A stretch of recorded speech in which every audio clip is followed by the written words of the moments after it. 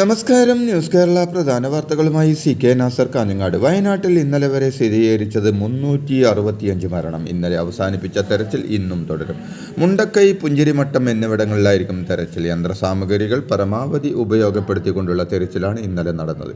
ഇന്നലത്തെ തെരച്ചിൽ മലപ്പുറം മുണ്ടേരിയിലെ ചാലിയാറിൽ നിന്ന് 3 മൃതദേഹങ്ങളും 13 ശരീരഭാഗങ്ങളുമാണ് കണ്ടെത്തിയത്. ചാലിയാറിലെ തെരച്ചിൽ നാളത്തോടെ അവസാനിപ്പിക്കും. ദൗത്യം അവസാന ഘട്ടത്തിലാണെന്ന് ഇന്നലെ വാർത്താസമ്മേളനത്തിൽ മുഖ്യമന്ത്രി പിണറായി വിജയൻ അറിയിച്ചിരുന്നു.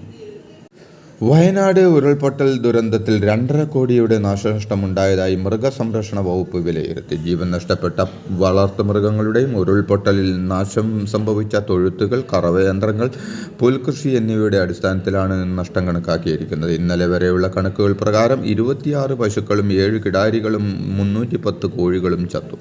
7 കന്നുകാലി ഷെഡുകൾ നശിച്ചു. ഒഴുക്കിൽപ്പെട്ടും മണ്ണിനടിയിൽപ്പെട്ടും 107 കന്നുകാലികളെ കാണാതായിട്ടുണ്ട്. ഇതിനു പുറമെ നിരവധി വളർത്തുമൃഗങ്ങളെയും കാണാതായിട്ടുണ്ട്.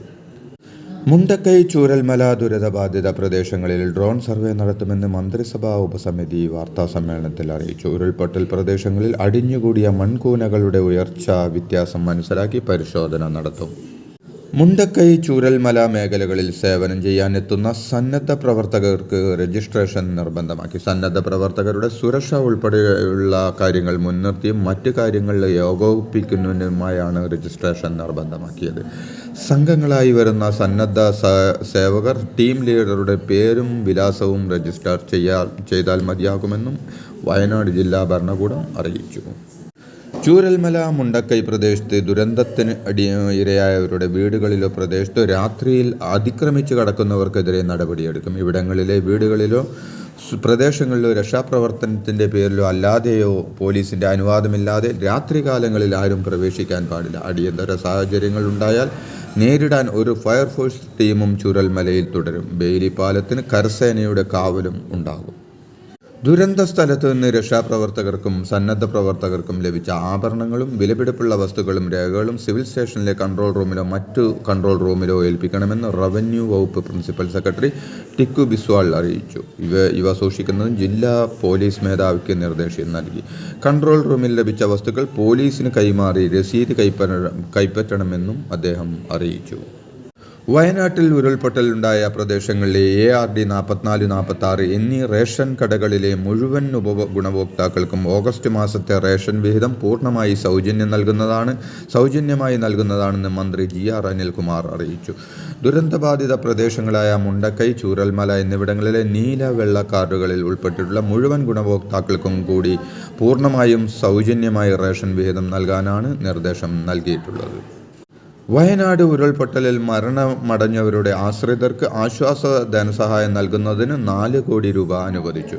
സംസ്ഥാന ദുരന്ത നിവാരണ പ്രതികരണ നിധിയിൽ നിന്നാണ് ജില്ലാ കളക്ടർക്ക് 4 കോടി രൂപ അനുവദിച്ച് സർക്കാർ ഉത്തരവിറക്കിയത്. സംസ്ഥാന ദുരന്ത പ്രതികരണ നിധിയുടെ മാനദണ്ഡങ്ങൾ പ്രകാരമാണ് തുക വിനിയോഗിക്കേണ്ടത്. ഗവർണർമാരുടെ സമ്മേളനത്തിൽ വയനാട് ദുരന്തത്തെക്കുറിച്ച് സംസാരിച്ചതായി കേരള ഗവർണർ ആരിഫ് മുഹമ്മദ് ഖാൻ അറിയിച്ചു. കൂടുതൽ സഹായമെത്തിക്കാനാണ് ശ്രമം നടത്തുന്നത്. താൻ പോകുന്ന ഇടങ്ങളിലൊക്കെ വയനാടിനെ സഹായിക്കാൻ പറയുമെന്ന് വ്യക്തമാക്കിയ ഗവർണർ CMDRFനെതിരായ പ്രചരണത്തെക്കുറിച്ച് അറിയില്ലെന്നും കൂട്ടിച്ചേർത്തു. മുഖ്യമന്ത്രിയുടെ ദുരിതാശ്വാസ നിധിയിലേക്ക് അയക്കാനുള്ള QR കോഡ് സംവിധാനം പിൻവലിച്ചു. തട്ടിപ്പുകാർക്കുള്ള സാധ്യത ഒഴിവാക്കാനാണ് നടപടിയെന്ന് മുഖ്യമന്ത്രി പറഞ്ഞു.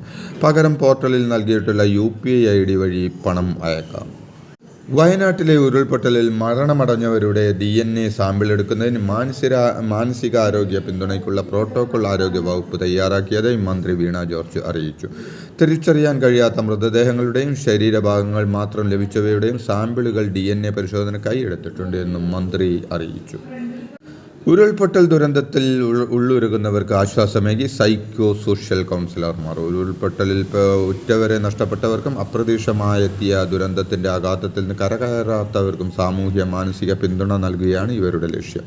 ദുരന്ത മേഖലയിലെ 17 ക്യാമ്പുകളിൽ 24 മണിക്കൂറും പ്രവർത്തിക്കുന്ന കൗൺസിലിംഗ് സെൻ്ററുകൾ സജീവമാണ്.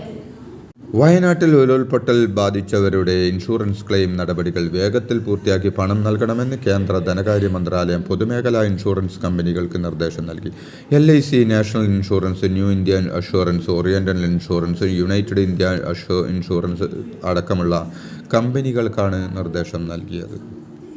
മുണ്ടക്കൈ, ചൂരൽമല തുടങ്ങിയ പ്രദേശങ്ങളിൽ സംസ്ഥാന സർക്കാർ നടത്തുന്ന പുനരധിവാസ പദ്ധതിയിലേക്ക് 1 കോടി രൂപ അനുവദിക്കുമെന്ന് Kerala Congress M chairman Jose K Mani MP അറിയിച്ചു. സംസ്ഥാന സർക്കാർ മുൻഗണന നിശ്ചയിച്ച് നൽകുന്ന വിവിധ പദ്ധതികൾക്കായാണ് തുക ചെലവഴിക്കുന്നത്. മുഖ്യമന്ത്രിയുടെ ദുരിതാശ്വാസ നിധിക്കെതിരായ അപവാദ പ്രചരണം നടത്തിയെന്ന പരാതിയിൽ കളമശ്ശേരിയിൽ യൂത്ത് കോൺഗ്രസ് നേതാവിനെ പോലീസ് അറസ്റ്റ് ചെയ്തു. യൂത്ത് കോൺഗ്രസ് വിടാക്കുഴ എന്ന ഫേസ്ബുക്ക് പേജ് കൈകാര്യം ചെയ്യുന്ന വിടാക്കുഴ ഷിജു ജബ്ബാറാണ് അറസ്റ്റിലായത്.